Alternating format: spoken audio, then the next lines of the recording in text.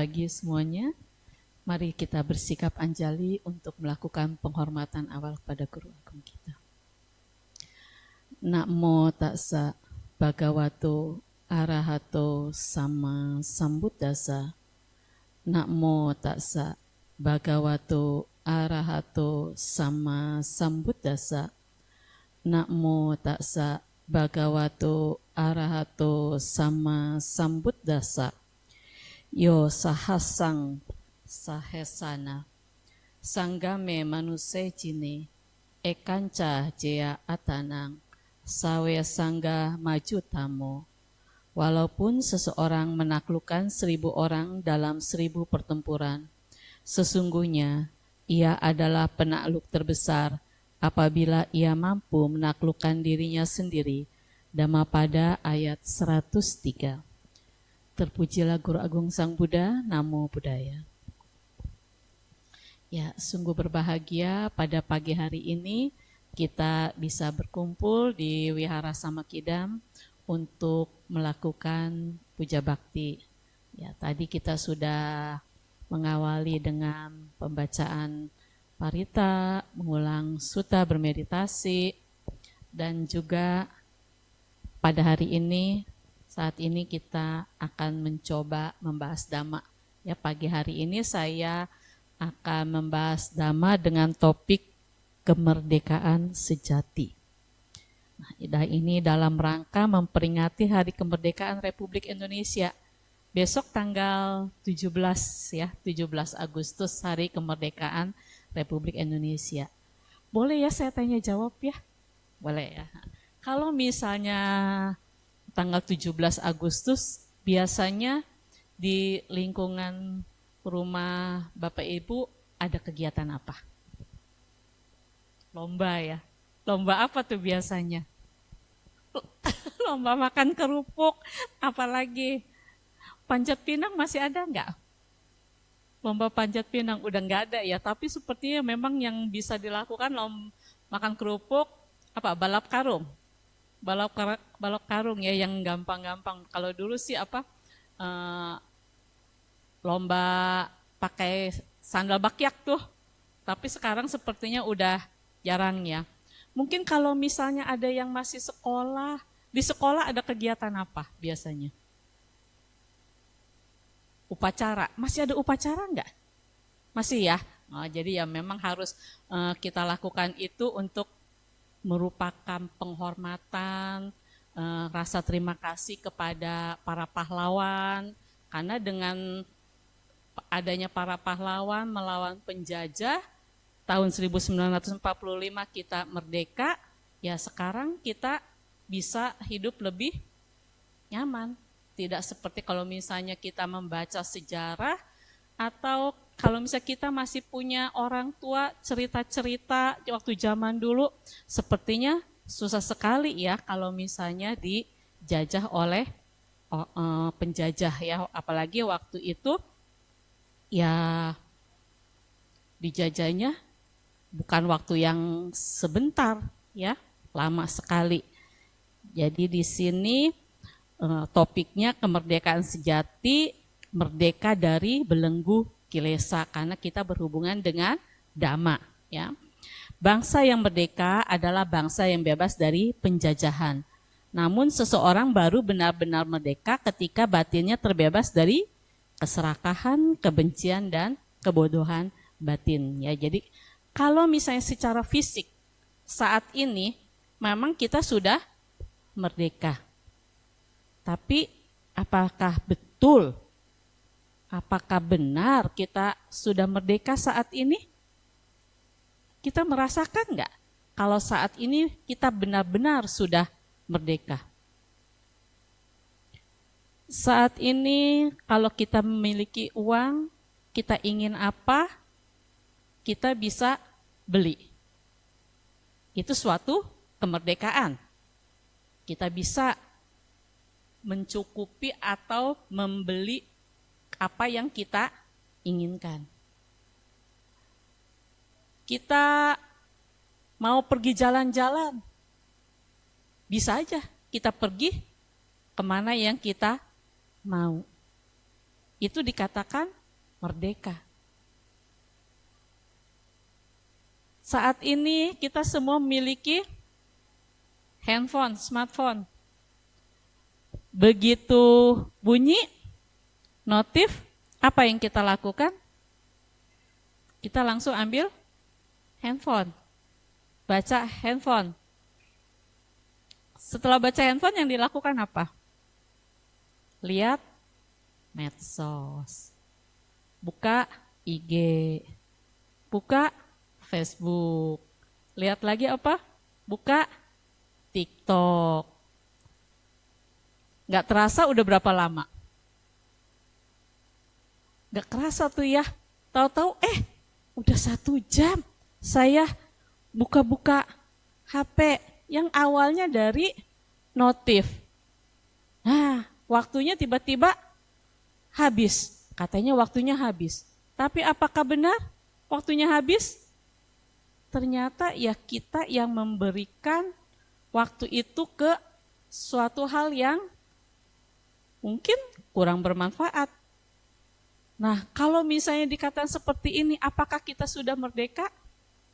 Ternyata saat ini kita dijajah oleh handphone, oleh smartphone. Bapak Ibu, pernah nggak berpikir satu hari ini setiap hari selama dari pagi bangun tidur sampai malam berapa lama kita memegang handphone? Berapa lama kita membuka atau scrolling HP? Gak kerasa ya, kalau misalnya udah buka HP, lupa waktu. Tahu-tahu udah siang gitu ya. Gitu. Ya. Jadi inilah yang dikatakan kita masih belum merdeka. Ya secara lahiriah kita sudah merdeka karena kita terbebas dari penjajah. Tapi apakah batin kita juga sudah merdeka? Apakah Bapak Ibu merasa batin kita saat ini sudah merdeka? Kalau kita refleksikan kembali ke dalam batin kita, ternyata ya memang seperti tadi yang saya katakan, kalau misalnya kita mau beli apa, kita bisa beli. Mau pergi kemana, kita bisa pergi kemana. Tetapi ternyata kita masih dijajah oleh kekotoran batin. Kita masih dikuasai oleh pengotor-pengotor batin. Masih dijajah oleh keserakahan, kebencian, kebodohan batin. Seperti itu enggak dirasakan enggak oleh Bapak Ibu? Atau cuma saya yang masih terjajah oleh kekotoran batin? Bapak Ibu sudah tidak terjajah, sudah terbebas. Seperti itu? Enggak ya? Ternyata kita semua masih dijajah, ya. Tapi kadang kita tidak merasa kalau kita itu masih dijajah oleh pengotor-pengotor batin itu. Karena ya kalau misalnya ini kan yang dirasakan batin, kita lebih merasakan fisik, ya. Kalau fisik kita kan kita bebas aja, mau kemana aja juga kan kita bisa. Jadi kita merasa bebas gitu. Apalagi kalau misalnya sepertinya anak sekarang itu kalau kita baca di medsos agak sensitif ya kalau misalnya diberi penjelasan. Seperti itu enggak anak-anak zaman sekarang? Apa Gen Z ya? Gen Z. Kalau misalnya diberitahu lebih mudah tersinggung gitu ya, lebih mudah marah. Apalagi kalau misalnya ya orang tuanya juga mendukung, kan banyak yang kita baca di berita-berita. Kalau sekarang ini guru lebih sulit ya mengajarkan kepada anak-anak zaman sekarang ya. Kalau dulu saya salah sedikit, waduh itu gurunya bisa pukul muridnya dengan penggaris. Tapi kita berani nggak waktu dulu cerita ke orang tua. Waduh, saya nggak berani kalau melakukan kesalahan, dihukum sama guru, itu cerita lagi ke orang tua. Wah, kita bisa double diomelin ya. Udah diomelin sama guru, diomelin sama orang tua. Tapi zaman sekarang, aduh, gurunya nggak bisa berkutik apa-apa. Anak salah juga mau dikasih tahu juga harus hati-hati. Diberitahu sedikit, anaknya beritahu ke orang tuanya, dibilang katanya pembulian apa, yang salah gurunya. Nah, jadi inilah ya PR dari kita sebagai orang tua juga. PR bagaimana kita mendidik anak-anak kita, ya bukannya artinya kemerdekaan itu bebas semaunya kita, tetapi tetap ada rambu-rambunya. Mana yang baik, mana yang benar. Mana yang baik, mana yang buruk, mana yang benar, mana yang salah. Ya, jadi itu harus ada batasan-batasannya. Jadi di sini kita memang merdeka secara lahiriah, tapi apakah kita benar sudah merdeka secara batin? Ya. Nah, di sini di dalam kehidupan sehari-hari yang sangat terasa, kita memiliki 4 belenggu. Bapak Ibu merasa enggak kalau di dalam kehidupan sehari-hari kita merasa ya inilah yang dikatakan belum merdeka. Ya, karena di dalam batin kita ini masih diliputi oleh dosa, iri hati, loba, dan juga moha. Kalau misalnya,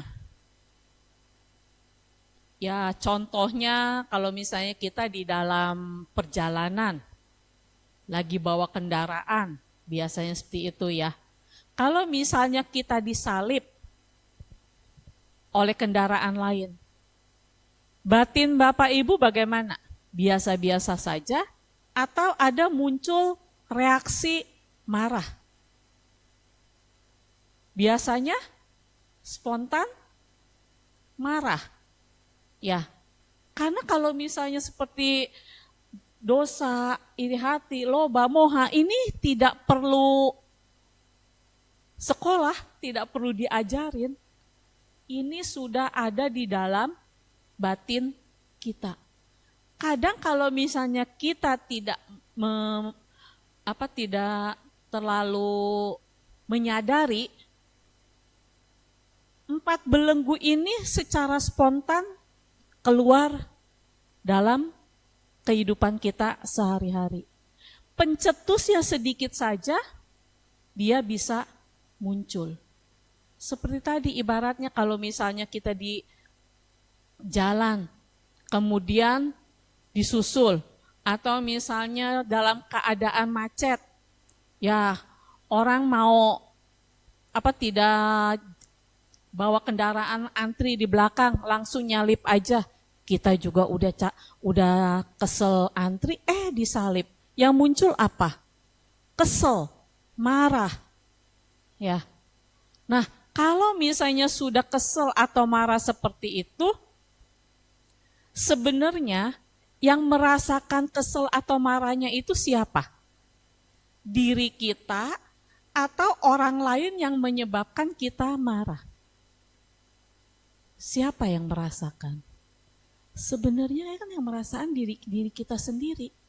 Apakah orang yang menyalip itu, yang melakukan kemarahan pada diri kita, dia tahu kalau kita marah? Enggak tahu juga. Kadang kan ada juga orang yang membawa kendaraan, ya semau gue gitu kan. Lah kita yang udah sesuai dengan peraturan,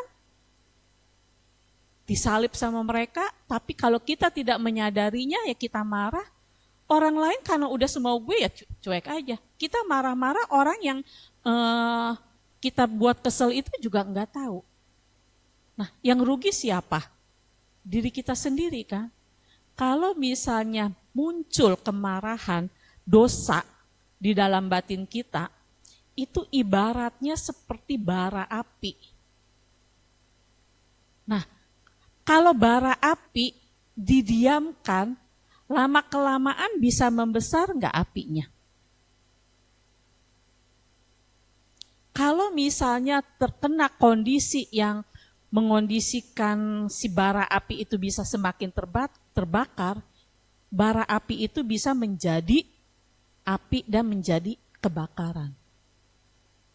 Ya ibaratnya kalau seperti sekarang, kemarin kita dengar baca berita di Gunung Bromo juga terbakar ya, kebakaran. Karena kan sekarang memang sedang musim kemarau. Jadi sedikit saja ada percikan api atau mungkin orang buang puntung rokok, itu bisa mengakibatkan kebakaran. Begitu juga kalau misalnya kita tidak menyadari ada kemarahan di dalam batin kita, itu juga bisa menjadi api, bisa menjadi api kemarahan. Kita tidak menyadari, orang lain yang membuat kita marah tidak tahu. Nah, ada satu kondisi yang mengakibatkan kita semakin kesel, orang lain menjadi tumpuan kemarahan. Seperti itu enggak? Orang enggak tahu apa-apa, enggak ada penyebabnya, tiba-tiba menjadi tumpuan kemarahan. Satu kata maksudnya orang berkata baik, tapi karena batinnya sedang marah, persepsinya negatif, yang ada jadi pemicu semakin besarnya kemarahan. Bisa nggak seperti itu kalau misalnya di dalam kehidupan sehari-hari? Jadi inilah belenggu yang ada di dalam batin kita. Kita masihkah diperbudak oleh kemarahan ketika dikritik? Kita bisa nggak menerima kritikan dari orang lain? Sebenarnya kalau misalnya kita mau terbuka, mau menerima dengan hati lapang, dengan pikiran jernih, ya kalau misalnya ada kritik-kritik, sebaiknya kita menerimanya dan jangan langsung spontan untuk merespon. Karena kadang seseorang berniat positif, tetapi kadang orang itu tidak bisa mengekspresikan sarannya itu dengan baik, tetapi dengan kata-kata yang kurang baik. Dan kita juga bisa menerimanya, jadi sepertinya kok ini orang kata-katanya seperti itu ya. Kita meresponnya juga negatif. Apa yang terjadi? Muncul kemarahan, tidak nyaman di dalam batin. Seperti kalau misalnya kita ditelepon, Bu Ratna, itu seharusnya enggak begitu, harusnya begini.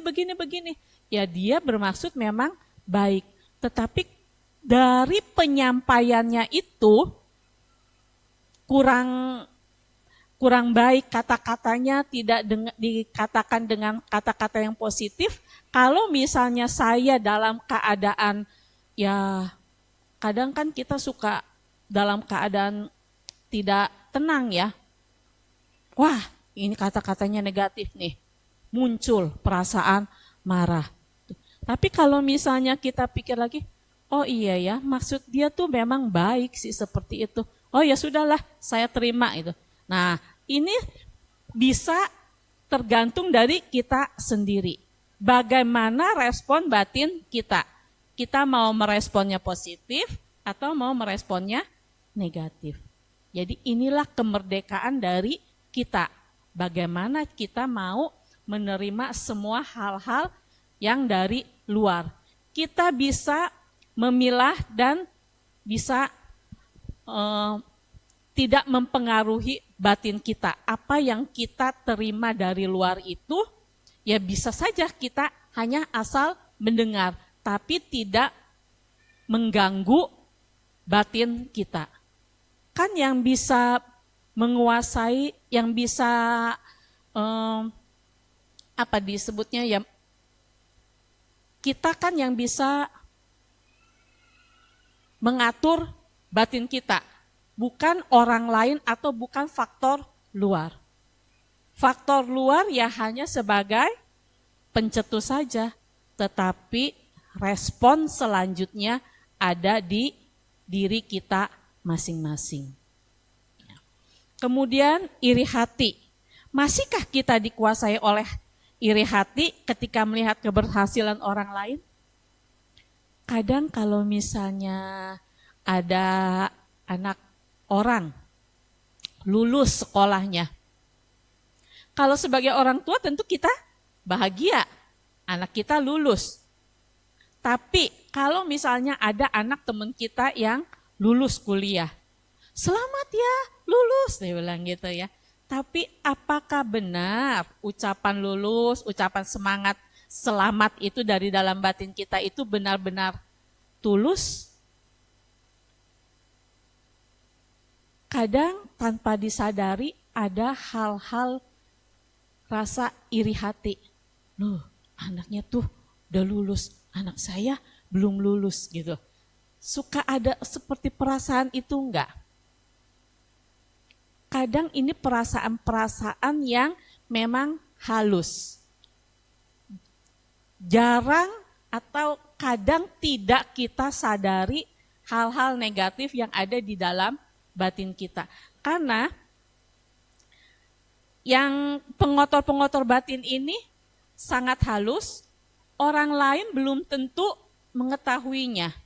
Tetapi kita, kalau misalnya kita mau memperhatikan batin sendiri, proses dari pikiran yang ada di dalam batin, itu bisa kita ketahui. Apakah kata-kata saya ini benar-benar tulus? Apakah kata-kata saya ini benar-benar jujur? Ini harus selalu kita sadari. Untuk bisa mengetahui gerak-gerik batin kita, apakah ini benar-benar baik? Apakah benar-benar ini tulus? Ini harus kita latih.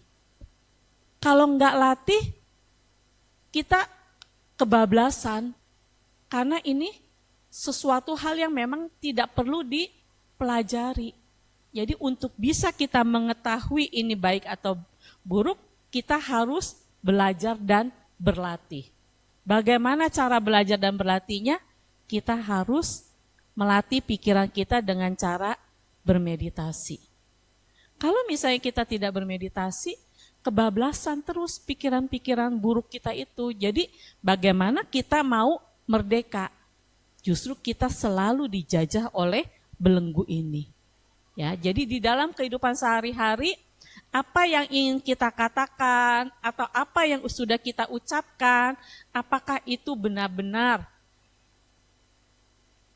jujur, benar-benar tulus, ya. Jadi ini harus kita perhatikan terus gerak-gerik dari batin kita. Kemudian belenggu yang ketiga, loba. Masihkah kita dikendalikan keserakahan yang tidak pernah cukup? Bagaimana? Apakah kita masih dikendalikan oleh keserakahan? Contoh dari keserakahan ini bisa kita lihat, misalnya kalau misalnya kita di sini setiap kali selesai puja bakti ada acara makan-makan bersama enggak? Enggak ya. Kalau misalnya kita pergi ke kondangan deh, suka enggak kita perhatikan batin kita? Waktu lihat makanan, wah saya mau itu, wah saya mau ini, wah yang itu enak, wah yang ini nih makanan kesukaan saya. Suka dirasakan enggak seperti itu? Suka ya. Kalau suka dirasakan berarti bagus.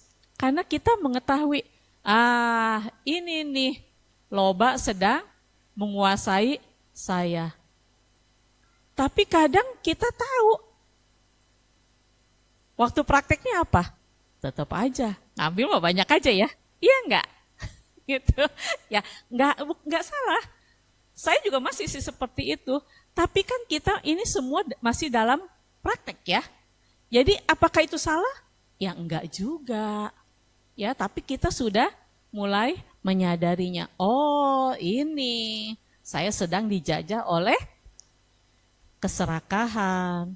Tapi kan kita juga berusaha kalau misalnya apa yang kita ambil ya dihabiskan, nggak disisain seperti itu. Jadi kan ya memang loba masih ada, tapi kan kita juga tidak membuang-buang makanan. Cuma ya harus kita sadari saja, ya ini ternyata kita masih dikuasai oleh loba.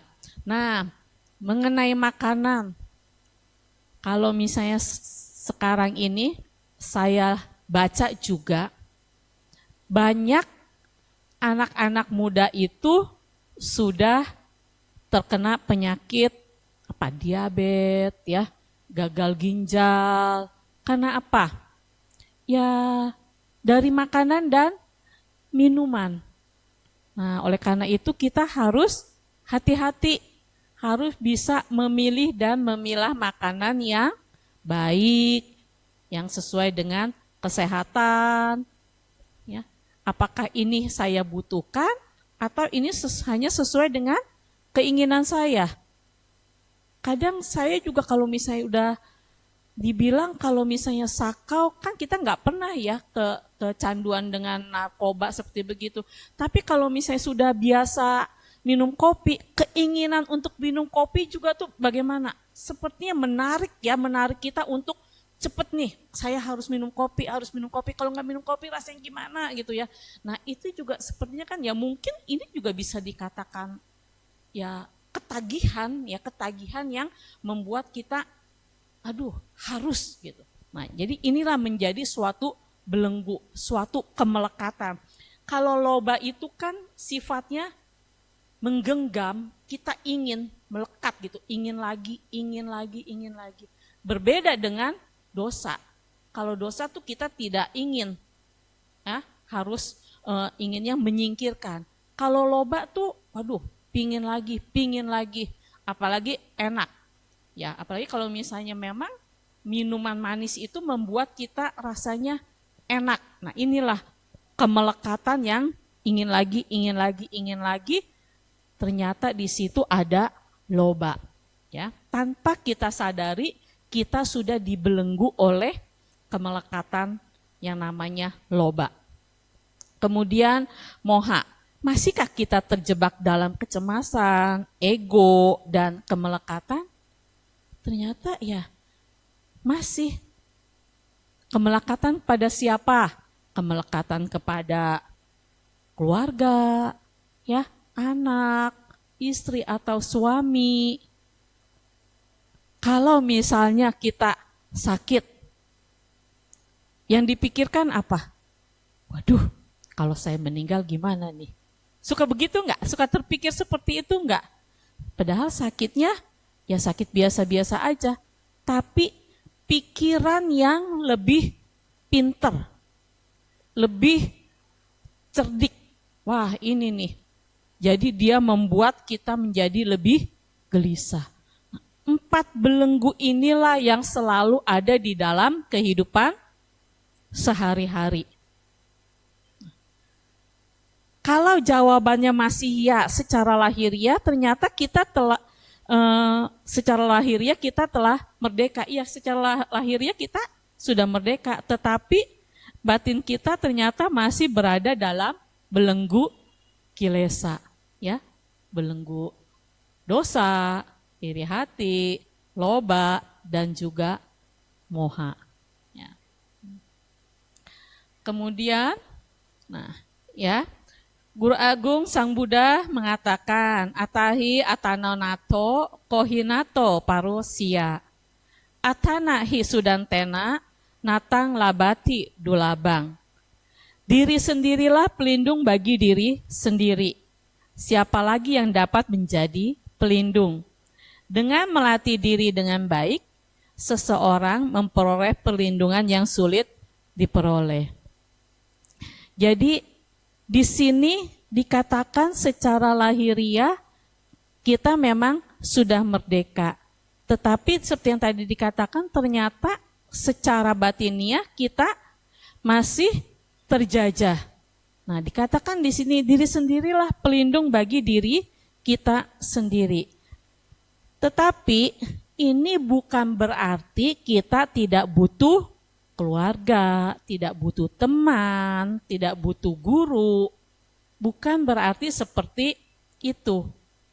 Kita sebagai manusia, makhluk sosial, pasti membutuhkan teman, membutuhkan orang lain. Apakah kita bisa hidup sendiri tanpa orang lain? Gak bisa. Ya, karena kita ini sebagai makhluk sosial membutuhkan orang lain. Tetapi untuk terbebas dari belenggu-belenggu itu, ya semua harus dari diri sendiri. Tidak bisa kita ingin terbebas, orang lain yang mempraktikkan ajaran dari Guru Agung Sang Buddha. Ibaratnya, kalau saya lapar, bisa nggak saya minta tolong Bapak Ibu, tolong dong makan supaya saya jadi kenyang. Bisa seperti itu? Gak bisa ya. Kalau kita lapar, yang harus makan siapa? Diri kita sendiri. Kalau misalnya kita sakit, pergi ke dokter. Kemudian dokter tanya kan, gejalanya apa? Bagaimana? Sudah berapa lama? Kemudian dokter mendiagnosa, oh sakit tipes misalnya gitu ya. Nah, kalau sakit tipes, jangan makan yang keras-keras, gorengan, pedas, makan yang lunak-lunak dulu ya. Nah, ini saya kasih resep, kata dokter gitu. Saya kasih resep untuk 5 hari. Kemudian si pasien bagaimana? Pasien sudah pergi ke dokter, dokternya terkenal, pinter, manjur, tapi pasiennya tidak menebus obatnya. Tidak mengikuti anjuran dari sang dokter. Apakah pasien itu bisa sembuh? Gak bisa, ya, tetap aja sakit. Kan dikatakan katanya diri sendirilah pelindung bagi diri sendiri. Siapa lagi yang dapat menjadi pelindung? Kan saya harus melindungi diri sendiri. Berarti dokter juga tidak bisa melindungi saya. Apakah bisa seperti itu? Ya enggak, ya. Tetap kita butuh orang lain. Tetapi untuk praktek ya kita sendiri yang menjalankannya, yang mempraktikannya. Dokter ini ibarat dari Guru Agung Sang Buddha. Sang Buddha sudah tahu kalau kita ini semua masih memiliki, masih mengidap penyakit. Penyakit apa? Ya tadi, loba, dosa, moha, ya belenggu-belenggu batin itu. Guru Agung Sang Buddha sudah memberikan resepnya, sudah memberikan obatnya. Tapi apakah kita rajin minum obatnya? Kadang lupa untuk minum obatnya. Oleh karena itu, sampai saat ini kita semua masih belum sembuh. Ya, masih banyak, kita masih menderita penyakit. Kita belum sembuh dari penyakit. Nah, kita ingin sembuh? Mau ya. Oleh karena itu saya percaya Bapak Ibu semua ingin sembuh. Makanya hari ini pergi ke wihara. Kembali kita mengokohkan sila, mengulang sutta, bermeditasi, mendengarkan dhamma. Agar semua ini bisa untuk menjadi pengingat kita kembali di dalam kehidupan sehari-hari. Sehingga kita bisa praktekkan, kita bisa kembali minum obatnya. Ada booster untuk kita semangat lagi mempraktikkan ajaran dari Guru Agung Sang Buddha. Kita minum obat-obat yang sudah diberikan resepnya oleh sang dokter agar kita semua bisa sembuh ya. Jadi di dalam kemerdekaan ini para pahlawan itu sudah berjuang membebaskan bangsa. Namun tanpa kendali batin, kita justru menjadi budak di era modern. Budak amarah, hawa nafsu, gengsi, hingga ketergantungan media sosial dan kesenangan indera. Secara fisik bebas, ternyata secara batin masih dijajah. Ya, jadi ya mari kita bersama-sama saling mengingatkan untuk bagaimana caranya setiap saat kita bisa terus berpegang kepada Dhamma, sehingga kita bisa terus mempraktikkan Dhamma, sehingga kita sedikit demi sedikit bisa mengurangi penjajah yang ada di batin kita. Ya. Nah, pahlawan sejati menurut Sang Buddha. Ya, ini ada di dalam Dhammapada juga. Seperti yang tadi saya katakan, saya bacakan. Walaupun seseorang menaklukkan 1000 orang dalam 1000 peperangan, tetapi yang menaklukkan dirinya sendirilah pemenang yang paling mulia. Jadi kalau misalnya mengalahkan banyak orang itu, ya masih lebih bagus, masih lebih baik kalau kita bisa mengalahkan diri sendiri. Karena yang ada penjajah yang masih ada, yang masih terjajah itu yaitu diri kita sendiri, batin diri kita sendiri. Oleh karena itu ya bagaimana caranya kita bisa membebaskan batin ini dari penjajah. Ya. Kalau misalnya seseorang bisa memimpin perusahaan, tetapi apakah pemimpin perusahaan itu bisa memimpin pikirannya sendiri untuk ke arah yang benar?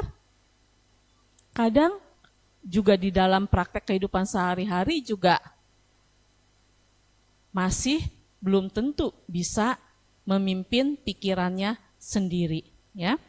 Kemudian kalau misalnya ya bisa memimpin banyak karyawan gitu ya, apakah juga masih bisa mengendalikan emosinya?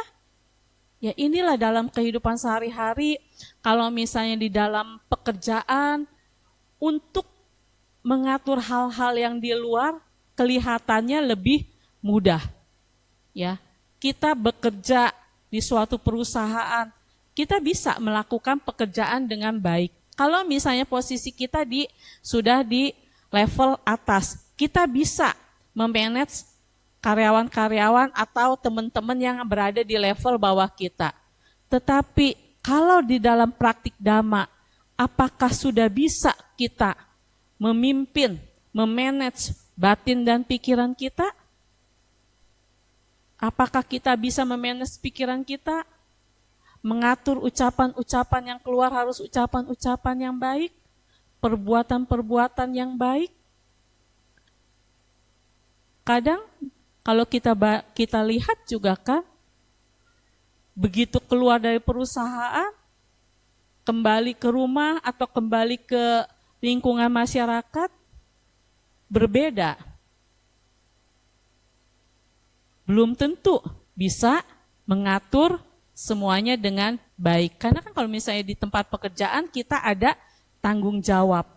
Merasa kita memiliki tanggung jawab sehingga kita bekerja dengan baik.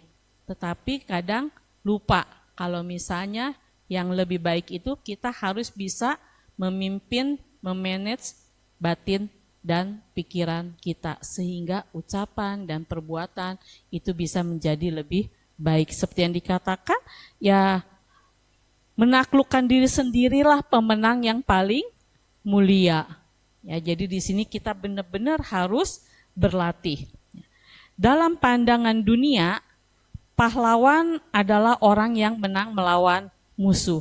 Tetapi menurut Buddha, pahlawan sejati mampu menang melawan keserakahan, menang melawan kebencian dan kebodohan di dalam dirinya.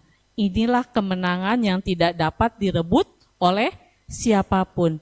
Ya kalau misalnya kita sudah memenangi semua belenggu yang ada di dalam batin kita, ya itu kita sudah terbebas dari penjajah dari dalam diri kita sendiri dan juga dari luar. Ya, jadi inilah yang dikatakan pahlawan sejati menurut Guru Agung Sang Buddha. Ya. Nah, ya, di sini bisa kita lihat dari cerita Anggulimala, ya, bukti dari kemerdekaan batin. Bapak Ibu tahu cerita Anggulimala? Pastinya tahu ya.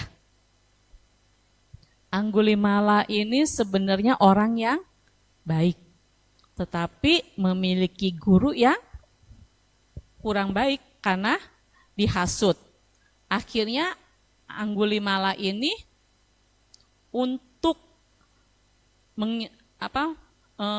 mengikuti persyaratan dari gurunya, ya mencoba mencari 1000 jari orang, ya, untuk diserahkan kepada gurunya. Waktu sudah mencapai jumlah dari 999 jempol, kurang 1, Anggulimala berpikir siapa lagi nih yang akan diambil jempolnya. Yang teringat siapa? Ibunya, ya, ibunya dari Anggulimala. Nah, tapi pada saat itu Guru Agung Sang Buddha mengetahui kalau misalnya Anggulimala memotong atau membunuh ibunya kemudian memotong jempolnya, yang mendapat kerugian siapa? Anggulimala. Ya, karena kan kalau misalnya membunuh ibu berarti terlahir di alam neraka awici, ya itu kan memang sangat berat sekali ya, garuka kama. Kama berat ya, kama buruk yang sangat berat. Nah, karena dengan cinta kasihnya akhirnya Guru Agung Sang Buddha berusaha untuk membuat Anggulimala tidak membunuh ibunya. Kemudian pergi melewati Anggulimala. Anggulimala merasa, oh ini ada satu orang yang bisa dibunuh untuk diambil jempolnya. Anggulimala berlari, padahal Sang Buddha hanya berjalan pelan saja. Anggulimala tidak pernah bisa mencapai ke Sang Buddha. Sampai kecapean, Anggulimala berkata, berhenti, berhenti katanya. Kemudian Sang Buddha berkata apa? Saya sudah berhenti, Anda yang belum berhenti. Anggulimala bingung. Sang Buddha masih jalan, saya yang sudah berhenti kecapean. Akhirnya Sang Buddha katakan apa? Saya sudah berhenti dari melakukan perbuatan-perbuatan buruk. Tetapi Anggulimala masih banyak melakukan ya seperti ingin membunuh. Nah, akhirnya di situ Anggulimala sadar kalau misalnya ya Anggulimala ini banyak melakukan perbuatan-perbuatan buruk, akhirnya ya mengikuti ajaran Guru Agung Sang Buddha sampai menjadi biku dan mencapai tingkat kesucian arahat. Ya, jadi di sini kita bisa lihat ada belenggu kebencian yang ada di dalam batin Anggulimala. Ya, sebelum bertemu dengan Sang Buddha, Anggulimala bebas berjalan kemanapun. Namun sesungguhnya diperbudak oleh kebencian, delusi dan pandangan keliru sebagai pembunuh. Ya, merasa kalau misalnya itu sesuatu hal yang wajar. Karena itu diminta oleh gurunya. Beruntung bisa bertemu dengan Sang Buddha sehingga bisa bertransformasi. Bertemu dengan Sang Buddha tidak membalas kebencian atau hukuman, melainkan dibimbing menuju perubahan ya, sehingga Anggulimala menjadi biku dan mencapai tingkat kesucian arahat. Tetapi untuk hukum kama, apa yang sudah kita tanam, kita tidak bisa menghindari buah apa yang sudah kita tanam. Ya, jadi walaupun sudah menjadi biku, sudah mencapai arahat, ya masyarakat masih membencinya. Jadi buah kama lampau itu ya masih berbuah. Anggulimala masih dipukuli saat pindah patah, namun batinnya sudah sama sekali tidak goyah. Jadi di sini ya bisa dilihat dari yang awalnya penuh dengan kebencian, bertemu dengan Sang Buddha, diajarkan cinta kasih, bisa melepaskan kebenciannya, bisa terbebas dari penjajah batinnya, dia bisa merdeka, menjadi biku, mencapai tingkat kesucian arahat, tetapi walaupun buah kama-kama buruknya itu masih diterima, ya sudah tidak melakukan atau tidak membalas dengan hal yang buruk ya. Jadi di sini kita harus ketahui, dhamma tidak menghapus hukum kama, tetapi membebaskan batin dari penderitaan. Ya, seperti yang tadi katakan, walaupun sudah mencapai tingkat kesucian arahat, ya tidak bisa tidak bisa menghapus hukum kama, tetapi walaupun buah-buah buruknya dia harus menerimanya, tetapi batinnya tidak menderita. Jadi di sini yang berubah adalah batinnya, ya, yang awalnya terjajah bisa menjadi merdeka, ya, kita terbebas dari penderitaan.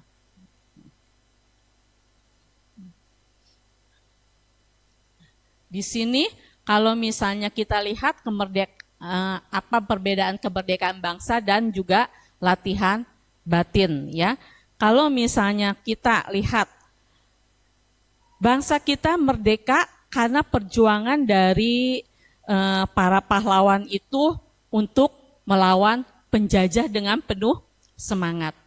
Oleh karena itu, kita yang sudah mengetahui bahwa batin kita ini saat ini masih dijajah oleh belenggu-belenggu batin, kita harus memiliki semangat untuk bisa terbebas, ya. Oleh karena itu kita harus berniat untuk membangun meditasi. Nah, pada saat kembali tidur, saat alarm berbunyi, kita bertanya apakah kita masih dijajah oleh kemalasan atau kebencian, ya. Jadi ini yang harus kita refleksikan ke dalam batin. Jadi kalau misalnya kita mengetahui masih ada hal-hal buruk yang di dalam batin kita, itu bisa membangkitkan semangat bagi diri kita untuk kita terbebas dari hal-hal yang membuat kita menderita. Kalau misalnya kita tidak tahu, kalau misalnya kita masih dijajah, bagaimana kita mau memiliki semangat? Ya enggak? Orang hidup saya sudah bahagia, apa yang saya mau saya bisa miliki, kemana saya pergi saya bisa. Nah, kalau kita tidak tahu, kalau misalnya kita masih dijajah, ada semangat enggak untuk terbebas? Enggak ada ya. Orang saya sudah merasa nyaman-nyaman saja, sudah merasa bebas. Nah, oleh karena itu kita harus mengetahui kalau diri kita ini masih dijajah oleh belenggu-belenggu batin. Sehingga kita ada semangat untuk menguranginya sehingga kita bisa terbebas. Kemudian untuk bisa mencapai kemerdekaan, bangsa kita juga harus memiliki persatuan. Dengan adanya persatuan sehingga bangsa kita bisa merdeka. Oleh karena itu, ya, kedamaian di dalam keluarga, mempertimbangkan ego, membawa pertengkaran, saling memahami, membawa kedamaian. Jadi di dalam kehidupan sehari-hari juga kita harus memiliki rasa persatuan. Terutama ya di dalam lingkup yang kecil dulu. Di dalam lingkup yang kecil apa? Bisa dimulai dari keluarga. Ya, dari keluarga ini harus memiliki rasa persatuan, saling menghargai, saling melindungi, penuh kasih sayang. Kalau misalnya di dalam lingkungannya yang kecil ini ada rasa aman, ada rasa nyaman, tentu kita ke lingkungan yang lebih luas, ya itu juga bisa menjadi kita sebagai motor di lingkungan itu menjadi lebih aman, lebih nyaman. Karena kalau misalnya kita sebagai seorang yang pemarah, kemudian tinggal atau datang ke satu lingkungan, apakah kita bisa membuat lingkungan itu membuat rasa aman, membuat rasa nyaman? yang ada jadi pengacau, ya. Oleh karena itu harus dimulai dari diri kita sendiri, harus dimulai dari lingkungan yang kecil, baru kita bawa ke lingkungan yang lebih besar. Kalau misalnya keluarga aman, nyaman, damai, sejahtera, pasti lingkungan di sekitarnya juga menjadi aman, nyaman. Kalau misalnya kita pergi ke wihara juga kan tidak ada yang membuat suatu ya pencetus hal-hal yang tidak diinginkan. Jadi lingkungan kita juga menjadi aman, nyaman. Ya, kalau misalnya lingkungannya aman, nyaman, ya negara kita juga menjadi negara yang aman, ya. Nah, inilah kita harus memiliki persatuan. Kemudian pengorbanan. Nah, pahlawan itu merelakan nyawanya untuk bangsa ini menjadi merdeka. Begitu juga agar batin kita bisa merdeka, kita harus memiliki nilai-nilai pengorbanan. Kita harus mengorbankan ego, melepaskan ego, kesombongan, kemelekatan, ya. Tidak ada kebebasan tanpa kesediaan melepaskan. Ya, jadi di sini kita perlu adanya pengorbanan. Pengorbanan ini bukan untuk orang lain, tetapi untuk diri kita sendiri.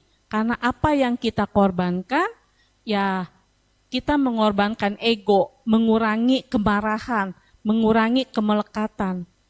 Yang mendapatkan manfaat siapa? Yang mendapat manfaat pertama kali tentunya diri kita sendiri. Dan pastinya juga orang-orang di lingkungan kita. Jadi pengorbanan juga ini sangat penting. Kemudian disiplin.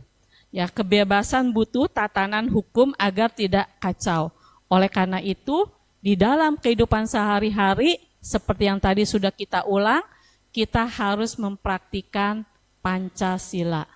Pancasila menurut ajaran dari Guru Agung Sang Buddha, ya. Tidak membunuh, dengan cara kita mengembangkan pikiran cinta kasih. Kita tidak mengambil barang yang tidak diberikan. Ya, kita harus ya puas, ya. Harus memiliki ya pekerjaan. Jadi apa yang kita inginkan ya bisa kita beli. Kemudian juga harus puas dengan satu istri atau satu suami. Juga dalam hal berkata-kata harus jujur, tepat waktu, beralasan, ya, benar. Nah, ini juga dan kita dalam mempraktikkan sila kita harus memiliki sati sampah janya. Jadi dalam kehidupan sehari-hari ya kita harus memiliki kewaspadaan. Jadi inilah nilai dari kemerdekaan bangsa dan juga latihan batin. Jadi untuk bisa merdeka ya kita juga harus memiliki semangat persatuan, pengorbanan dan juga disiplin.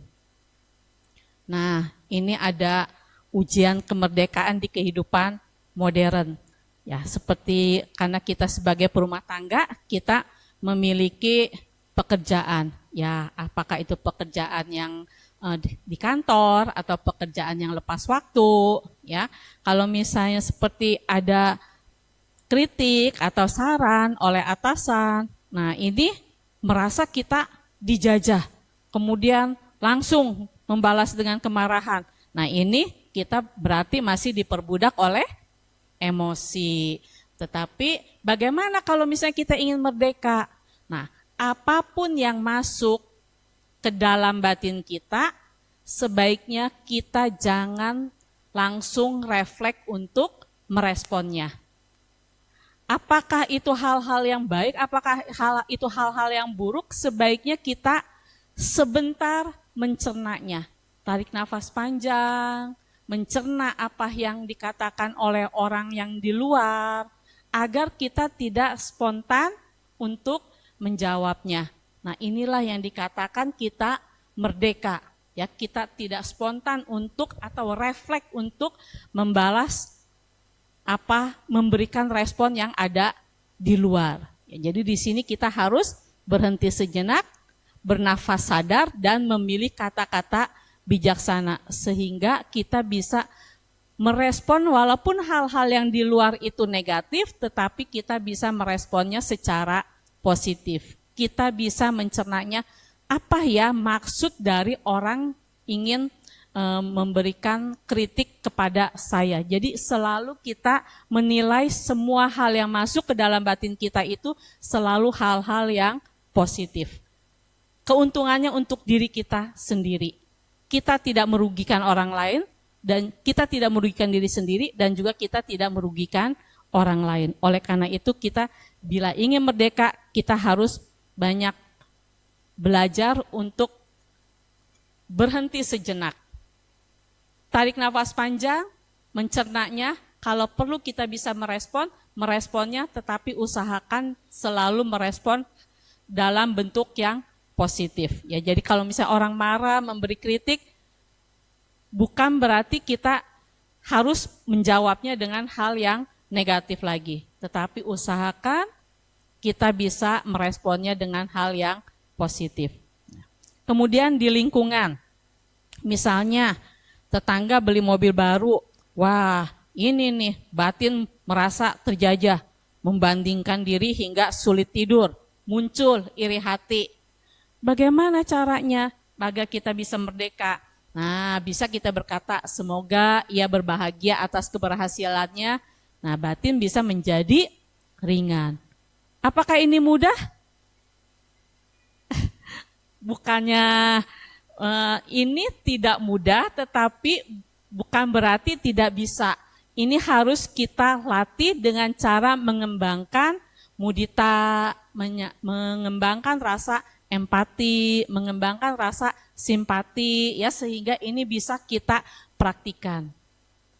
Kalau misalnya kita tidak coba, agak sulit. Seperti yang tadi, memberikan selamat, oh selamat ya, padahal dalam batinnya, ada rasa iri hati. Enggak apa-apa, awal-awalnya seperti itu ya enggak apa-apa, karena kan kita masih belajar, masih praktik. Tapi kita sadari, oh ucapan saya ini tidak tulus, lain kali saya harus belajar lagi, harus dengan tulus. Kita sadari aja bagaimana rasanya muncul perasaan iri hati. Tentunya sangat mengganggu batin kita. Apakah kita ingin dibelenggu oleh hal-hal buruk seperti itu? Tentunya kan kita tidak ingin. Tetapi kalau misalnya kita ucapkan dengan tulus, selamat ya, semoga berbahagia atas keberhasilannya dengan perasaan ringan, batin kita juga menjadi ringan. Berbeda. Kita mau yang merasa ringan atau merasa ada perasaan iri hati. Tentu kan kita ingin rasa yang bahagia, yang ringan. Ya, jadi mengondisikan batin kita bahagia, ya orang lain juga menjadi turut berbahagia. Kemudian, nah ini seperti tadi nih dikatakan ya, ujian kemerdekaan di kehidupan modern ini ada di genggaman. Karena yang dikatakan dunia sekarang ada di dalam genggaman kita, karena semua ada di dalam smartphone. Bukan lagi mulutmu adalah harimaumu, tetapi jempolmu adalah harimaumu. Jadi di sini juga kita harus hati-hati. Apakah berita ini benar atau hoax? Ya. Untuk sebelum kita men-share, sebaiknya kita harus cek kembali. Bisa aja kalau misalnya seperti saat ini, kemarin saya dapat dengar berita, ada gempa katanya di NTT. Kan baru taunya dari grup ya, bener nggak nih beritanya? Nah saya buka di Google, buka di Detik atau di Kompas, di berita online. Oh bener, nah ini bisa kita beritahu ke misalnya ke keluarga atau kemana gitu ya. Jadi sebelum kita memforward berita-berita yang kita terima, sebaiknya itu kita harus cek kembali, harus kita saring kembali. Apakah ini perlu kita forward atau cukup sampai di saya saja. Karena banyak saat ini kan berita-berita yang tahun kapan itu bisa kembali lagi, diulang lagi, kemudian di broadcast ke banyak grup lagi. Seperti itu enggak? Kadang ya seperti itu. Jadi kewajiban kita juga begitu kita terima ya harus kita bisa menyaringnya. Nah, hati-hati juga dengan handphone. Bapak Ibu kalau misalnya bangun tidur pagi, suka enggak langsung buka handphone? Iya. Iya enggak? Iya, ya. Saya kasih tips. Kalau misalnya bangun tidur, sebaiknya kita jangan membuka handphone dulu.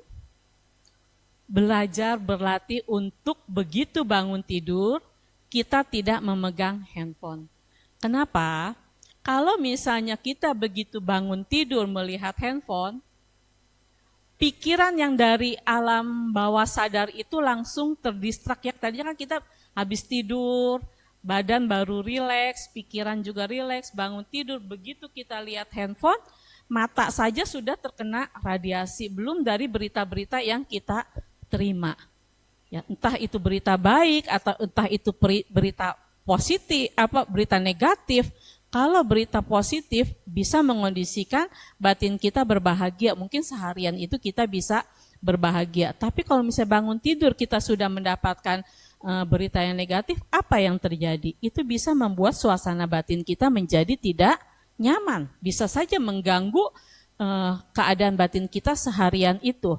Nah, sebaiknya kalau misalnya kita bangun tidur, langsung kita duduk meditasi. Mau 5 menit, 10 menit, 15 menit, 30 menit, lakukan. Jadi begitu kita bangun tidur, pada saat batin kita masih rileks, kita kondisikan ke hal-hal yang positif. Entah kita memperhatikan nafas, atau kita mengembangkan cinta kasih, itulah yang harus kita lakukan pada saat bangun tidur. Jadi begitu bangun tidur kita tidak dikuasai oleh handphone. Kita ambil alarm misalnya 10 menit, ya sudah kita harus bertekad 10 menit saya bermeditasi. Apapun yang terjadi saya harus meditasi dulu. Atau misalnya kalau bisa bangun tidur saya harus ke toilet dulu untuk buang air kecil. Habis itu ya langsung diusahakan untuk duduk, untuk bermeditasi. Agar mengondisikan batin kita menjadi lebih rileks, lebih nyaman. Sehingga di dalam kita menjalani kehidupan seharian itu kita bisa menjadi lebih tenang, lebih rileks. Ya, jadi ini saran saya untuk kita lakukan sehari-hari. Tapi kalau misalnya saya kan terburu-buru karena anak saya sekolah, saya harus menyediakan makanan, ya usahakan begitu bangun tidur ya langsung kerjakan tugas kita. Tapi kalau bisa ya bangun lebih awal untuk bermeditasi sebentar, baru mengerjakan tugas sehari-hari. Yang penting kita tidak langsung memegang handphone. Karena kalau misalnya memegang handphone, waktu kita pasti habis untuk handphone. Tidak terasa 10 menit, 15 menit, 30 menit. Kalau meditasi terasa lama sekali. Tapi begitu kita lihat handphone, aduh gak kerasa, toto udah 1 jam. Seperti itu enggak? Kalau saya seperti itu tuh. Aduh makanya kalau misalnya udah pegang handphone, harus ada keinginan, harus saya lepas gitu. Kalau enggak, atau saya harus mengerjakan yang lain. Jadi harus ada kemauan untuk melakukan yang lain. Kemudian kalau misalnya di tempat umum ada yang menyerobot antrian. Nah ini, kalau misalnya ada yang menyerobot antrian di mana nih? Sekarang kan kalau misalnya kita antri di toilet, biasanya antrinya sekarang kan panjang ya. Bukannya antri di depan pintu kamar mandi. Waduh, udah tahu kita ngantri lama-lama, tiba-tiba shoot masuk. Kita juga sama-sama lagi ngantri gitu ya. Kadang-kadang ya itulah di sini kita bisa belajar melepaskan dan menjaga batin kita agar tetap tenang. Ya bisa kita beritahu dengan baik kalau misalnya antri dulu ya di belakang. Kadang saya beritahu ya, oh antri dari belakang ya? Iya, kita nih bukannya antri di depan pintu. Kadang kan suka ada yang nggak tahu ya, kalau sekarang tuh kita antri toilet tuh memanjang, bukannya antri di depan pintu. Kadang, wah enak tuh, pintu situ kosong, orang kita ngantrinya memanjang ke belakang gitu ya. Nah itu harus kita beritahu. Nah untuk mencapai kemerdekaan sejati, Guru Agung Sang Buddha sudah memberitahukan jalannya. Jalannya ada di Dhammacakkappavattana Sutta, yaitu jalan mulia berunsur 8. Ya, inilah yang harus kita praktikkan. Memiliki pandangan benar, ya, kita harus mengetahui mana yang baik, mana yang buruk, mana yang benar, mana yang salah. Kemudian kita juga harus memiliki pikiran benar, pikiran yang terbebas dari loba, dosa, moha. Ucapan benar, ya, ucapan itu harus benar, bermanfaat, tepat waktu dan juga beralasan. Perbuatan benar itu yaitu ya tidak merugikan diri sendiri dan juga tidak merugikan orang lain. Bermata pencaharian benar yaitu ya di sini sama juga, kita juga tidak merugikan diri sendiri dan juga tidak merugikan orang lain. Usaha benar, kita harus mengurangi hal-hal yang buruk yang ada dalam diri kita dan juga mencegah hal-hal buruk yang belum muncul. Kemudian kita memunculkan hal-hal baik di dalam diri kita dan mengembangkan hal-hal baik yang sudah ada di dalam batin kita. Kemudian perhatian benar, kita harus mengetahui segala sesuatu yaitu sebagaimana apa adanya, ya. Kemudian konsentrasi benar, di sini batin stabil, tidak terseret oleh berbagai objek. Ya, jadi di sini Guru Agung Sang Buddha sudah mengajarkan jalan menuju kemerdekaan sejati dengan mempraktikkan jalan mulia berunsur 8. Ya, kita mempraktikkan sila, samadhi, dan juga mengembangkan kebijaksanaan. Nah, seperti sekarang 1 bulan ini kita dianjurkan untuk mengibarkan bendera merah putih. Ya, bagaimana kita mengibarkan bendera kemenangan di dalam hati, di dalam batin? Setiap malam sebelum tidur, jadikan 5 pertanyaan ini sebagai cermin batin. Kita refleksi sebelum kita tidur. Nah ya, apakah hari ini saya lebih sabar daripada kemarin?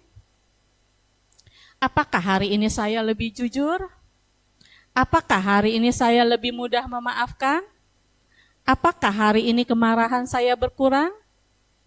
Apakah hari ini keserakahan saya semakin melemah? Nah, kalau jawabannya ya, sesungguhnya kita sedang merayakan kemerdekaan setiap hari.